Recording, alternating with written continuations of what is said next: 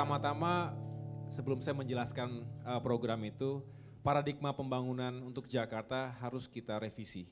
Dan ini yang saya angkat bersama Pak Silvi, agar masyarakat Jakarta itu semuanya menjadi bagian dari pembangunan yang manfaatnya juga harus dirasakan oleh semuanya. Itulah mengapa kami mengangkat Jakarta untuk rakyat, Jakarta for all, untuk semuanya. Tidak boleh karena ada pembangunan dengan alasan untuk kemajuan, modernisasi, tetapi justru ada masyarakat yang tertinggal, terluka, bahkan tersingkir dari lingkungannya, dari habitatnya. Itulah mengapa kami meyakini masih banyak cara yang bisa dilakukan untuk meningkatkan kualitas hidup masyarakat, terutama juga rumah-rumah hunian yang semakin layak, semakin higienis dan semakin berkualitas, tanpa harus memindahkan mereka, menggusur mereka secara paksa ke tempat yang jauh dari lokasi awalnya. Karena bukan hanya setelah itu mereka kehilangan tempat tinggalnya, mereka juga akan terputus dari mata pencahariannya. Apalagi ketika mereka harus menyewa, ketika tidak punya pekerjaan, tidak bisa membayar sewa, akhirnya mereka juga harus terusir juga dari rusun baru yang ditinggalkan. Oleh karena itu, kami meyakini dengan prinsip on-site upgrading, kita ingin membangun kawasan rumah hunian di lokasi-lokasi yang memang saat ini sangat padat dan kumuh, serta memiliki kerawanan terhadap banjir.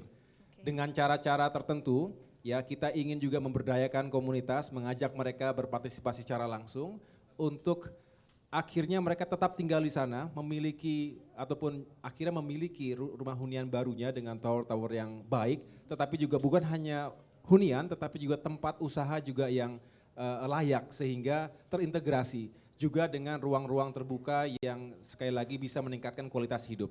Itulah yang kami anggap sebagai on-site upgrading dengan prinsip membangun tanpa harus menggusur.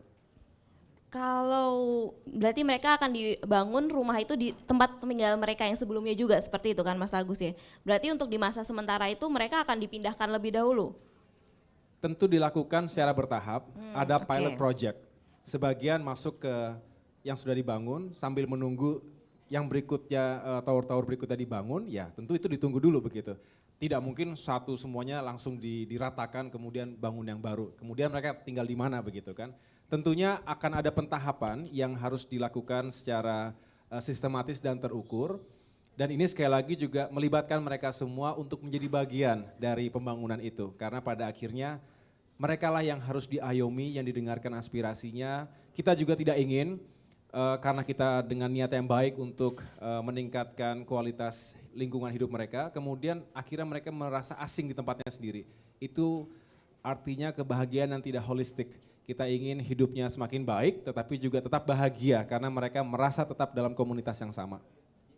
Mungkin Pak Silvi tambahan pengalaman selama ini sebagai birokrat juga di DKI gitu kan, melihat berarti memang sebenarnya bisa selama ini juga membangun tanpa menggusur ya Pak Silvi?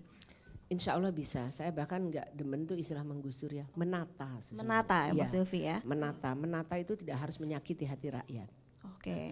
Jadi lewat apa sih? Bisa lewat dialog kok. Saya beberapa kali kemarin aja saya ke Tebet, ke Kalideres saya tanya, sebenarnya kalian pengen gak sih lebih layak lagi hidup? Mau banget gitu. Mau gak sih kalau kalian sebenarnya ditata dengan cara yang lebih baik lagi? Mau. Nah persoalannya adalah mereka merasa pemerintah ini seperti gak ada gitu. Tiba-tiba tahu-tahu SP1, SP2, SP3. Paling yang sosialisasi level bawah. Kenapa sih saya suka cerita sama Mas Agus, sebenarnya kita kan pengen dekat dengan masyarakat. Mas Agus saya lihat sangat dekat sekali ya. Terus kenapa kita enggak 60% di lapangan, ya kita dekat dengan masyarakat. Jadi mereka merasakan bahwa oh kita tuh ada, kita ada. Kalau banjir ya kita ada di sana, mereka juga enggak butuh langsung hari ini selesai banjir gitu. Enggak tuh, ya kalau kita ada dia merasa nyaman. Terus yang selanjutnya saya katakan bahwa 40% urusan administratif.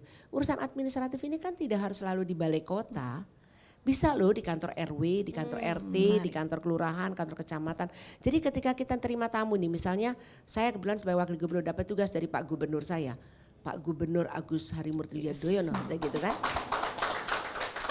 Bu Wagub, ini ada tamu saya nih. Dari mana? Dari Jepang mau ketemu, tapi saya kebetulan ada agenda lain. Oh baik. Silakan tamu Jepang saya yang dari Pak Gubernur itu datang kemana? Ke kantor RW yang berada di Rorotan.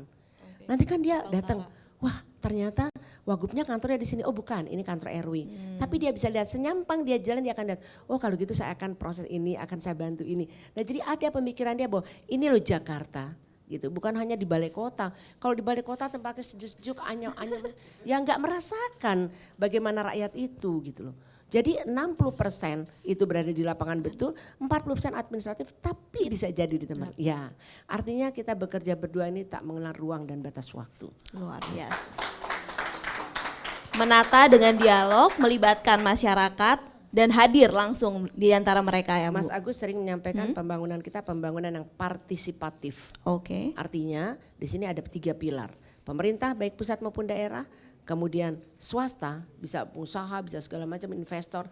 Dan yang ketiga masyarakat itu sendiri. Jadi 3 ini adalah stakeholders untuk pembangunan kota Jakarta.